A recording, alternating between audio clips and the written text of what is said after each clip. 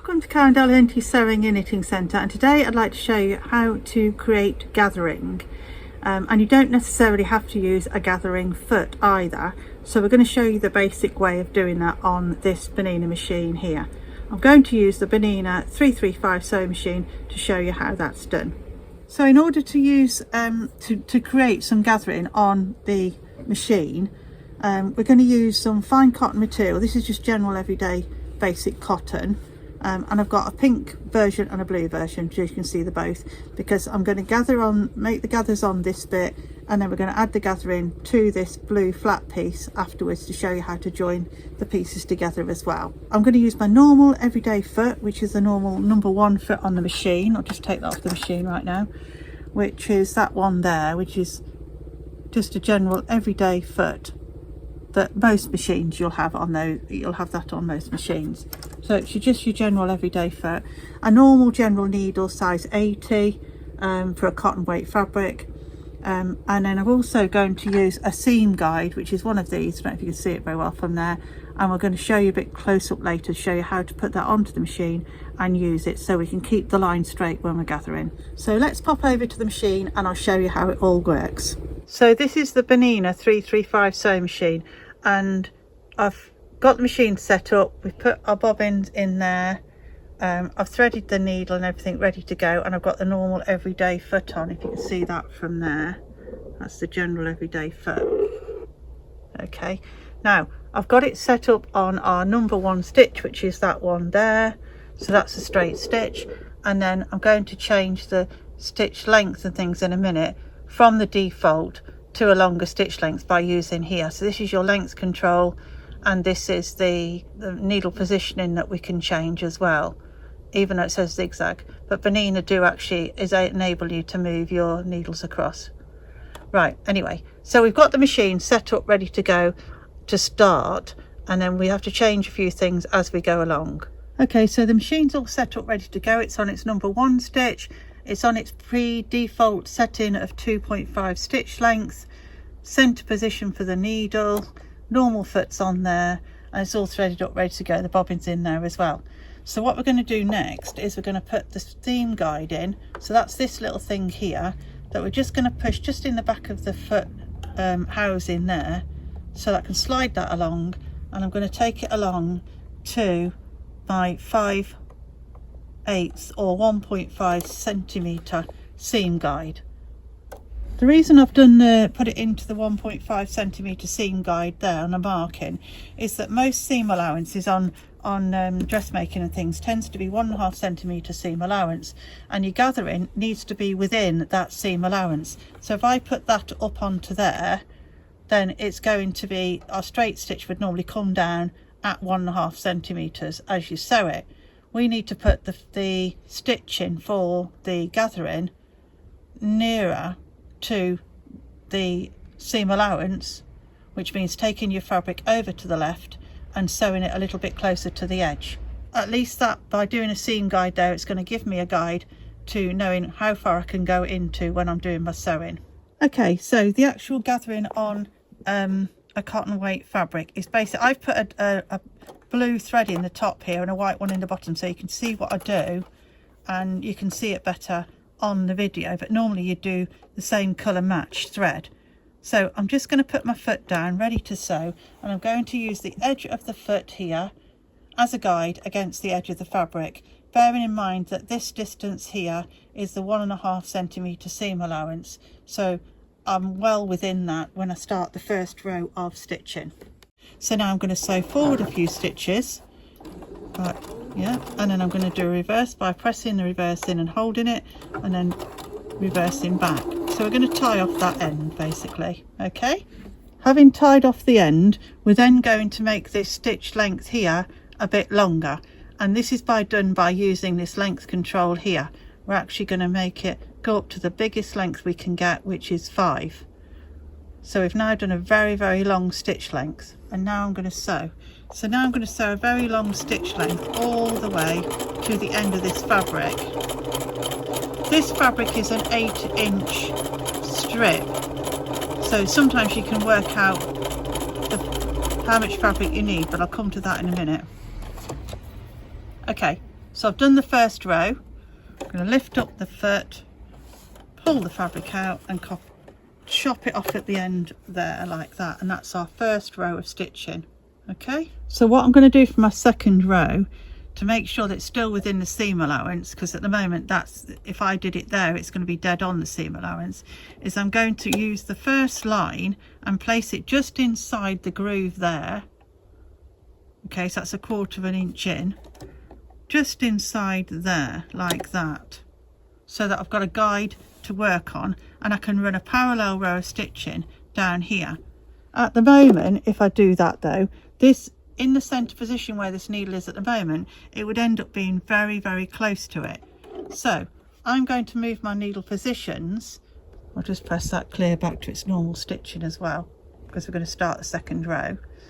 I'm going to move the needle positions over, and as I move this position here, it will move the needles. So now I'm ready to sew my second row of stitching. I'm going to follow this line down. Right, so off we go.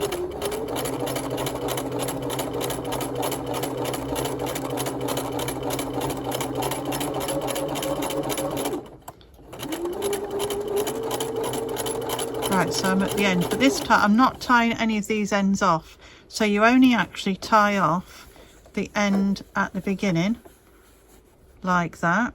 You end up with 2 rows of long stitching after you've done your short ones there, and then when you get to the end here you leave tails basically. Okay, let's just turn the needle up, pull it all out and cut it off. So we've then ended up with tails at the end of there. So there's your tails at the end, yeah? So now I'm ready to do the gathering. So these loose ends here that you've got here, you actually just take either the top one, this is why I've done it in 2 different colours.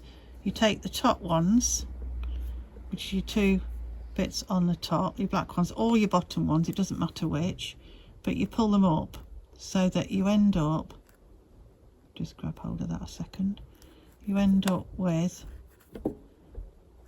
2 threads there, and your bottom ones stay at the bottom underneath. It doesn't really matter whether you're going to pick up the bottom threads or the top, to be honest, as long as you only just pull up one of them and not all of them, like that basically. So having done your 2 rows like that, you grab the 2 top threads or the 2 bottom, it doesn't matter which, grab hold of them, so that's why you leave a bit of a tail, and then you literally hold on to that and you pull. Okay, and then you pull up a little bit closer so you're not having any space or too much space between the fabric and the thread that's left, because this is the weak point and it will snap. So you go a bit closer again, you can see how ready it's pulled up, and then you grab some more and you pull some more. What you need to be aware of is if you keep pulling, it's going to get very tight like this. So what you do is you grab your 2 threads near to the end of the stitch in there, so it's got the support.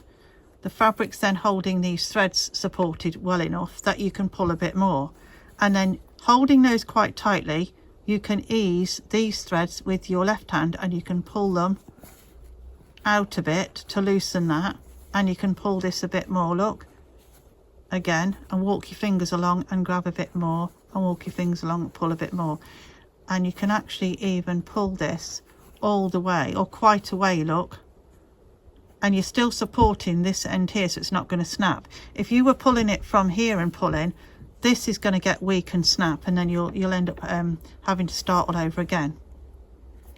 But by doing that, you've now released some space this end again to pull some more.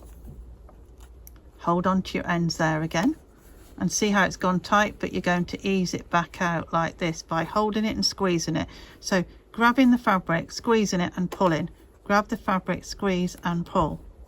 Okay, like that, until you can't go at the end because you've tied your ends off, so it won't come out the other end. And once you've decided the size that you want that to be to fit your any other the part of your garment you're doing, or you know you're happy with where you've got it, then you can start to ease these into place so that you've got a nice even spacing across them all and it's not lumped at one end or the other. See, that's a bit tight there, so we could come back a bit now with that until you've got it as even as you want it to be. Here's a little tip that might actually help you, because it's hard to hold that on a long piece of fabric and pull all these up at the same time, and what happens is this starts coming back out, and you know, you never get the size that you want because it keeps moving about. Having pulled up the threads where you want them to go, and you've got the distance that you need, that you want, doesn't matter whether you've pulled them all up one end or not for the moment, just to secure the ends, put your pin in and almost do it as if you're trying to sew with it. You go a few stitches, like almost like that, really, 1 2 3, like something like that, okay, because then the pin won't fall out. But then you get your thread and you wrap it round like a figure of 8, so you go under the pin, round the top, under the pin, round the top, so then that's secure, okay. And then you can then go, right, I want to adjust my gathers all the way across here to make them look even, you know, that I'm happy with it. I can bring a few more back to this end here because it's not going to undo, to bring them all to where I want to go with it, and then I can straighten them all out nice and neatly so that I can get them right where I want them to go. So to join a gathered piece to a flat piece,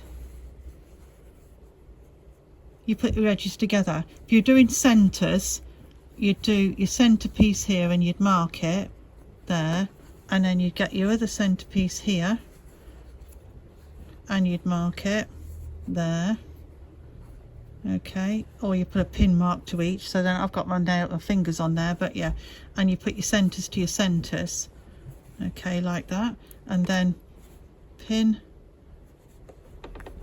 that together, and then you know you've got it even both sides, and then you keep your raw edges together here, and then just by holding it there at the top, just giving that a tiny little bit of a tweak, so you've got your gathers coming out nicely, then you can start to pin this together. And I'm pinning them this way so that when I can sew quite close up from there to here to the pin before taking it out. If you pin it this way on, so if you pin it across this way on and you take out your pin, you've got further to go and it's going to move because you've released so much more fabric, and so it's not controlling the fabric so well. So yeah, so we're going to put another pin in there, and sometimes when it's thick fabric as well, like here, well not here but just an example, you see I'm going to purposely pull this one up a little bit more. You can see how it gets a bit more of a fuller, almost pleat type of thing, and if you've got lots and you want them to be kept nice and straight, see how I'm squashing them about with my fingers. I'm just going to go, I want to pin that right in there and up to that pleat there to hold that in place so it doesn't move. And generally this works really well, except that if you're going to put pins in satin and stuff like that, you'll end up with holes, and just make sure that they will steam out. So test if you're going to put your pins in this way, because any pins coming in this side here are going to be shown on the fabric. Now if it's cotton like this, or if it's a polyester or something like that, they shouldn't leave a pin mark, but in a fine satin sometimes it can, so you want to double check that first. But you see, like, I'm just, even with my finger, I'm just pulling that a bit to keep that a bit taut while I'm pinning that in, so that I've got my gathers fairly even. Okay, so having got your gathers where you want them to go, we're then going to put everything back on the machine to normal. So I'm going to press my clear button to put everything back to normal. So we're ready to sew. Turn my needle up, and this time we are going to do 1.5 centimetre seam, so I've put that on 1.5 centimetre seam, so that's giving me the guide that I need. And placing that down there, the foot down, turn my wheel towards me so the needle is in. I've put this machine on needle down position, so every time I sew it's going to be needle down position, but then I can see that my stitching is going to come just below that stitching so you don't see it, okay. And then I'm going to try and make it fairly straight, so I'm going to keep my hands where the fingers where they are to hold the fabric to manipulate it to stay. Press the reverse button and then come forward with the sewing. So as I'm sewing this, I'm keeping the two raw edges together and on this guideline here. I might have to pull some of these pins back if they're going to hit that bar, just slightly, a little bit. And if you're very careful, you can go over your pins, but it's not recommended too much, because if you do it a lot of the time, you can get a needle that'll go either side of the pin and bend, and it'll just break it. It's not really recommended over time, but you can get away with it to some degree. Okay, yeah, you can hear that click there. You see, that wasn't a good idea. So when I get to where I've got a pin, I'm going to take that out, and then I'm going to sew a bit more.